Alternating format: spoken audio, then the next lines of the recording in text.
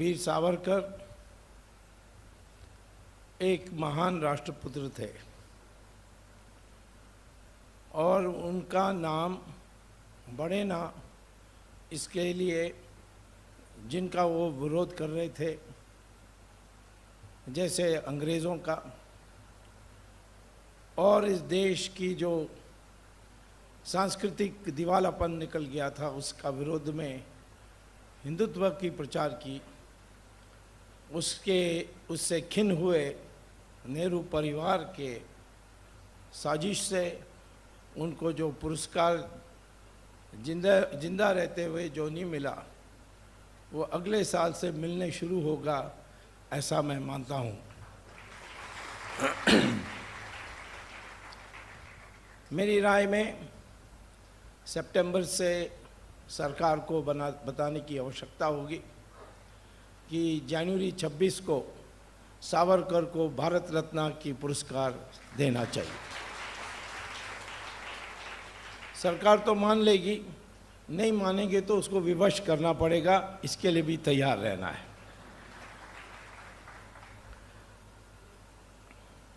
मैं अपने वक्तव्य दो हिस्से में प्रस्तुत करूंगा। आप पहला कि जो सावरकर की जो कल्पना थी हिंदुत्व के बारे,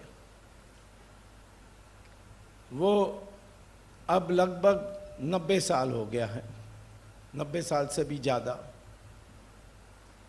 और इन 90 साल में इतनी परिवर्तन हुई है कि सावरकर के जो सिद्धांत है उसके अंतर्गत जो आधुनिक परिभाषा होनी चाहिए हिंदुत्व के लिए, उस पर मैं दूसरा भाग में अपना विचार रखूंगा।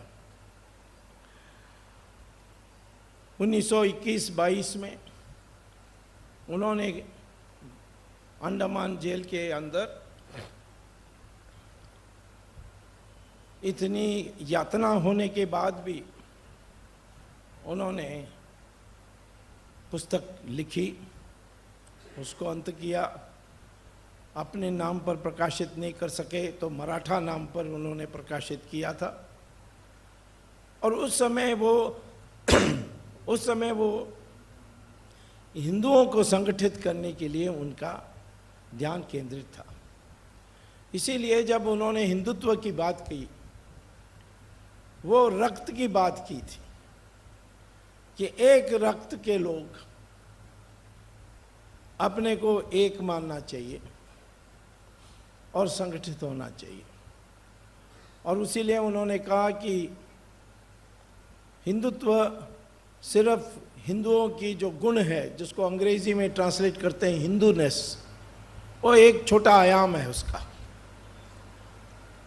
हिंदुत्व एक इतिहास है और उस सारे इतिहास में से जो अच्छे बातें निकली हैं वो हिंदुत्व में शामिल है और हर हिंदू को उस पर गर्व करना चाहिए।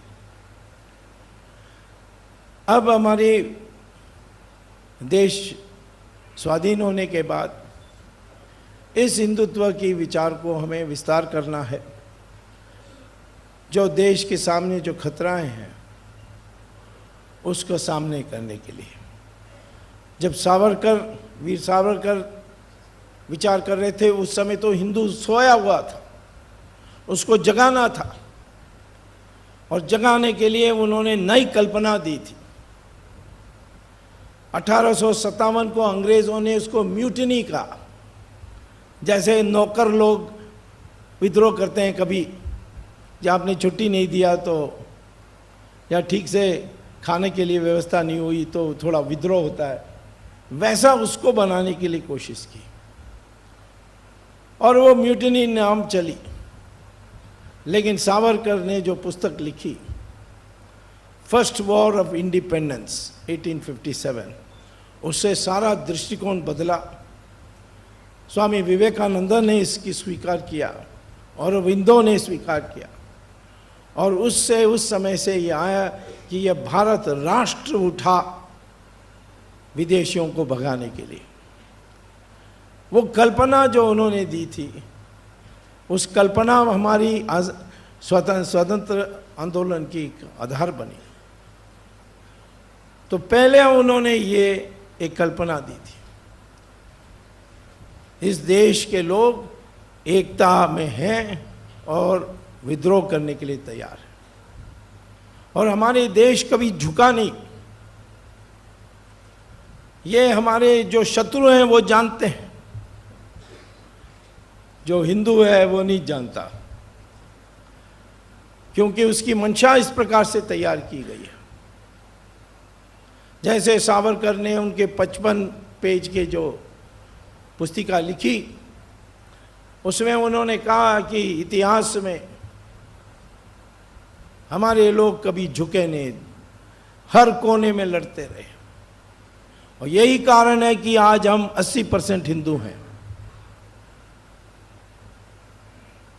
इस्लामिक रूल ईरान में गई, ईरान में स्थापित हुई, वहाँ सारा जुल्म हुआ, मारकाट हुआ, धर्म परिवर्तन हुआ, और 15 साल में ईरान ज़ोरोएस्ट्रियन से बदल करके इस्लामिक स्टेट बना। 17 साल में मेसोपोटामिया और बेबीलोन, उनकी जो कुकर्म जो हुई इस्लाम की, उसमें 17 साल में उन्होंने सब 100% मुसलमान बने। इजिप्ट को 21 साल में 100% मुसलमान बनाई गई थी। यूरोप को अंग्रेज़ों ने 50 साल में 100% क्रिश्चियन बनाई। लेकिन हमारे हिंदुस्तान में 800 साल मुसलमान, 200 साल क्रिश्चियन अंग्रेज़ों के ज़रिए, और तब भी हम 80% हिंदू हैं। इसके पीछे क्या हो सकता है? वो है हिंदुत्व। और उसमें हमारे महावीर जगे, हर जगह में लड़े, कई जगहों में हारे, कई जगहों में विजय हुए। महाराष्ट्र में शिवाजी ने विजय प्राप्त करके हिंदू राष्ट्र की एक राजवंश शुरू की थी। और इसीलिए जब हम ये महाराष्ट्र के वीरों के बारे सोचते हैं, तो मैं महाराष्ट्र से 2 बार बम्बई से संसद सदस्य रहा, तो पहला वाक्य से शुरू करता था, महाराष्ट्र माझे स्फूर्तिस्थान आहे।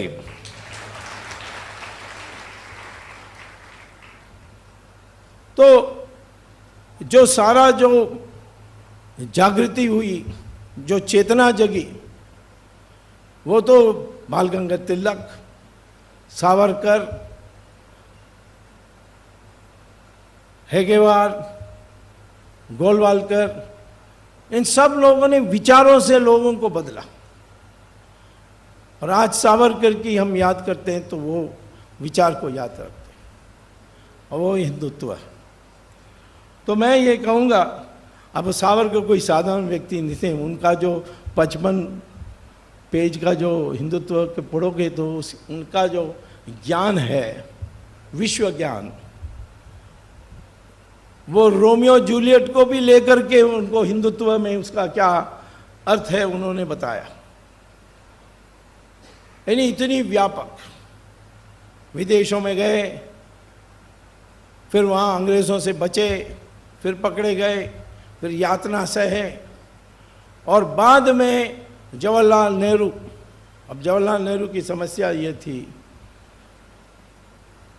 कि वो जो भी पढ़ा लिखा आदमी था उससे ईर्ष्या करता था, क्योंकि खुद फेल हुआ है। नेहरू परिवार में कोई पास हुआ है? हम इंग्लैंड गए और वहाँ उनको फेल करने के जगह में कैम्ब्रिज यूनिवर्सिटी ने जेंटलमैन पास दिया है। जो कॉलोनी से लोग आते थे वो फेल होते थे तो उनको जेंटलमैन पास देकर भेजते थे। और पंडित जी उनको कहा जाता था। जो एग्जाम पास नहीं कर सका उसको पंडित जी। और कांग्रेस वाले डॉक्टर अंबेडकर को भीमराव कहते थे। कोलंबिया यूनिवर्सिटी में जाकर पीएचडी लिया, इकोनॉमिक्स में लिया। मैंने उसका थीसिस पढ़ा 1916 का, भारत की संस्कृति के कारण हम एक सदा के लिए रहे। उन्होंने पुस्तिका लिखी और बाद में लंदन में गए और उनको लॉ डिग्री मिली, भारत देश आए और चेयरमैन बने ड्राफ्टिंग कमेटी की। कॉन्स्टिट्यूएंट असेंबली में उन्होंने एक शानदार कॉन्स्टिट्यूशन उत्पन्न किया और उसको कांग्रेस वाले कहते हैं भीमराव।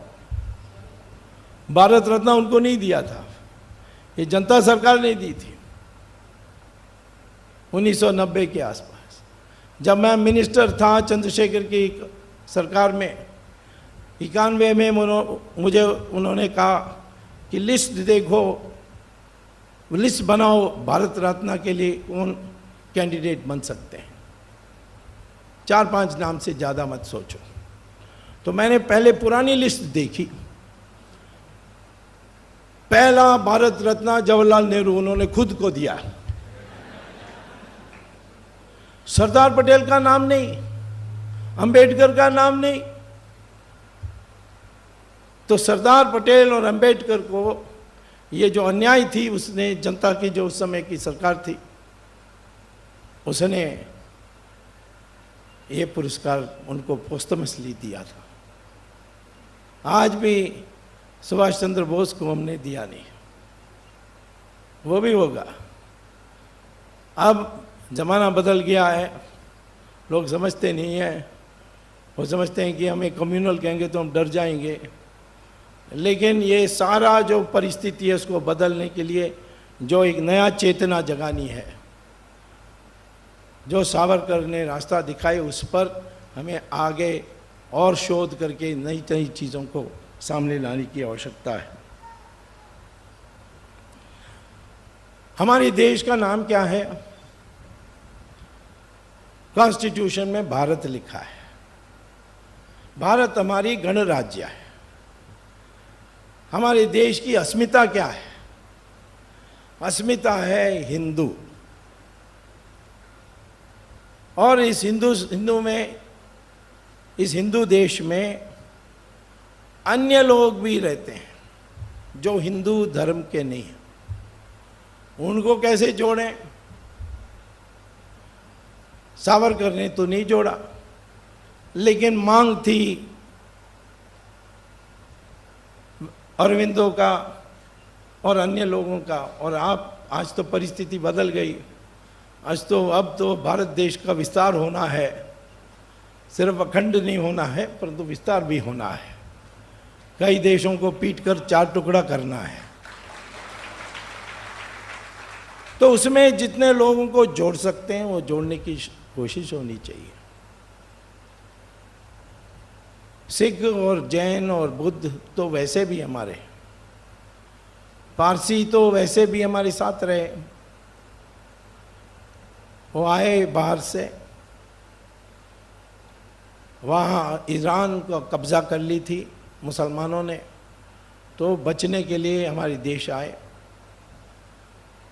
गुजरात के एक बंदरगांव में जादा राणा नाम था उसका, जादा राणा, उसने उनका स्वागत किया। द्वारका शंकराचार्य को बुलाया और कहा कि ये लोग यहाँ हमारे देश में रहने चाहते हैं। तो फिर शंकराचार्य ने उनसे कहा कि ये देश बहुत सुंदर देश है, जैसे एक मटका का दूध भरा हुआ देश है, परंतु इतना भर गया कि और दूध के लिए जगह नहीं है। तो जो आए हुए पारसी, उन्होंने कहा कि हम दूध नहीं बनेंगे, हम चीनी बन करके इसको मीठा करेंगे, पर जगह नहीं लेंगे। तब शंकराचार्य ने कहा कि 5 मैं शर्त लगाता हूँ, उसको आप मानने के लिए तैयार हैं तो आप इस देश में रह सकते हैं और हम आपको अपना मानेंगे। पहला, ये जो आपने पर्शियन कपड़ा पहना है उसको बदल के हमारी गुजराती कपड़ा पहनना होगा। आज भी पारसी महिला साड़ी पहनते हैं और त्यौहार के समय में पुरुष उनका जो गुजराती कपड़ा है वो पहनते हैं, पजामा कुर्ता। दूसरा कंडीशन, आप पर्शियन नहीं बोलेंगे, आप गुजराती बोलेंगे। आज जो 60,000 पारसी हैं वो गुजराती बोलते हैं। तीसरा, गौ मांस नहीं खाएंगे। आज भी कोई पारसी जो स्ट्रिक्ट पारसी है वो गौ मांस नहीं छुएगा, और गौ मांस पर प्रतिबंध लगाने के लिए वो समर्थन करता है। चौथा, उन्होंने कहा कि जब विवाह होगी तो 3 संस्कृत की श्लोका मैं दूंगा, उसको आपको जपना होगा, और वो तीनों को आज भी जपते हैं। तो और 5वां, जो हथियार लाकर आए हैं उसको फेंक दो, हथियार की जरूरत नहीं है, यहाँ कोई आपको तंग नहीं करेगा। तो ये पारसी हमारे देश में बसे, उनके लिए वो अग्नि पुजारी थे, तो उनके लिए फायर टेम्पल्स बना के दिया, उनका देखभाल किया और उनको अपना माना।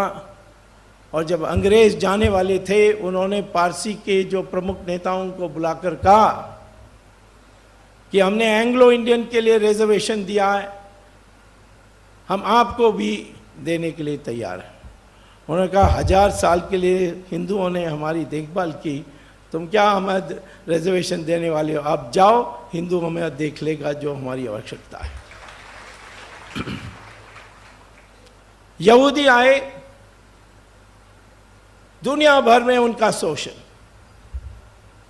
हिंदुस्तान आए, हमारे लोगों ने उनको सिनागॉग बनाई, कोचीन में, बम्बई में, उनका देखभाल की। वो हमारे देश में सुखी रहे, अच्छे अच्छे पद भी पाए। जैसे हमारी बांग्लादेश वॉर में जो विजय दिया बैटलफील्ड में जनरल जेकब, वो यहूदी थे, जू। वो हमारे भारत के नागरिक हैं, बाद में गवर्नर बने जब बीजेपी की गवर्नमेंट आई थी। और जब इजराइल बना तो कई लोग वापस गए,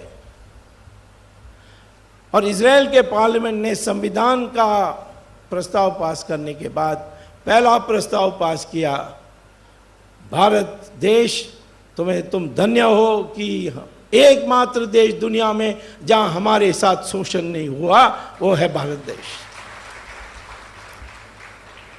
जब हम 100% थे, जो भी आया उनको देखभाल किया। अरब्स भी आए थे केरल में, उनको हमने स्वागत किया, उनको हमने जमाई बुलाया। तेलुगु मलयालम भाषा में उसको मापिलाई कहते हैं, उसको अंग्रेज़ों ने मोपला कहा। और हमारे देश में बसे, परिवारों में शादी हुई। सीरियन क्रिश्चियंस आए थे, उनका भी हमने देखभाल किया। ये जब आक्रमण शुरू हुआ, उसके बाद ये सारा परिस्थिति बदला। आज हम नई भारत की निर्माण के लिए पहली मौका मिली है, जब बीजेपी सरकार को बहुमत मिली है। जिस तेज़ी से हमें जिसको हिंदू राष्ट्र बनाना वो तेज़ी से नहीं हो रही है, तो कई लोगों को दुख है, बट हम मूर्ख नहीं है। जितना जल्दी होगा उतना पलटी भी हो जाएगा, तो हम करते जाएंगे। और आगे लक्ष्य है कि इस देश में एक पुनरुत्थान लानी है, जिसमें जो जिनको जोड़ सकते हैं उनको भी जोड़ेंगे। हिंदू को तो एक करना ही है हिंदुत्व के आधार पर, लेकिन जो दूसरे धर्म के लोग हैं, जो हमसे पैदा नहीं हुए, जो हमसे पैदा हुए उनका तो कोई सवाल ही नहीं है। उनसे तो उनको कई बातों पर दुखी है, उस दुख को दूर करना है। जैसे सिखों के साथ जो हुआ, गुरु तेग बहादुर और गुरु गोविंद सिंह नहीं होते तो हिंदू का हाल क्या होता हमारे देश में। और वही सिख के साथ ये कांग्रेसियों ने 1984 में जो किया है, उसका आज तक किसी को सजा नहीं मिली है। इसके लिए भी हमें कुछ करना पड़ेगा। और बुद्ध और जैन कोई समस्या नहीं।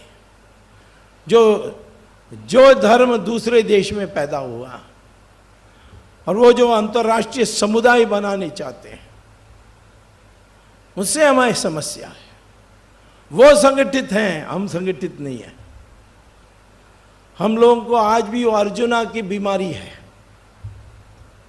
महाभारत चल रही है, आमने सामने फौज खड़ी है और ये हथियार डाल करके कहता है मैं भाई को कैसे मारूं। ये हिंदू का समस्या है। मुसलमान और क्रिश्चियन का दिमाग साफ है, हिंदू का दिमाग उलझन में है, वो कल्पना नहीं है। 1 करोड़ लोग इकट्ठे होते हैं कुंभ मेला में, कोई निमंत्रण नहीं, कोई हज का सब्सिडी भी नहीं है, हज जैसा सब्सिडी अपने आप आ जाते हैं। 1 करोड़ इकट्ठे होते हैं और सब खत्म होने के बाद वापस आते हैं तो उनसे पूछो कि मजा आया कि इतने हिंदुओं के साथ इकट्ठा हुए। नहीं, मैं उसके लिए नहीं गया, मेरा बेटी की शादी नहीं हो रही थी इसीलिए प्रार्थना करने के लिए गया। इसको चेतना कहते हैं और यही सावरकर बदलने चाहता था। तो हमारे देश में आज हिंदुत्व के जब कहेंगे तो हम किसी को बाहर रखने के लिए तैयार नहीं। मुसलमान, क्रिश्चियन, तुम इसके हिस्सा बनने चाहते हो, हम आपको हिंदू नहीं कहेंगे, हम आपको हिंदुस्तानी कहेंगे और हिंदुस्तान का हिस्सा आप बनेंगे। हिंदुस्तान जो है वो अस्मिता है, भारत जो है वो गणराज्य का कल्पना है। भारत देश, गणराज्य भारत देश, लेकिन अस्मिता हिंदुस्तान और उसके मूल धारा हिंदू। और हो सकते हैं आपके उपासना पद्धति कुछ भी हो, परंतु संस्कृति हमारी स्वीकार करने में आपको कोई रुकावट नहीं होनी चाहिए। इंडोनेशिया में मुस्लिम हैं मेजॉरिटी में, डेमोक्रेसी है, एकमात्र देश दुनिया में जहाँ मुसलमान मेजॉरिटी में है और डेमोक्रेसी भी है, सेक्युलरिज्म भी है, क्योंकि वो हिंदुआइज्ड मुसलमान हैं। उनके नाम आज भी संस्कृत नाम है, सुकर्णा, सुहर्तो,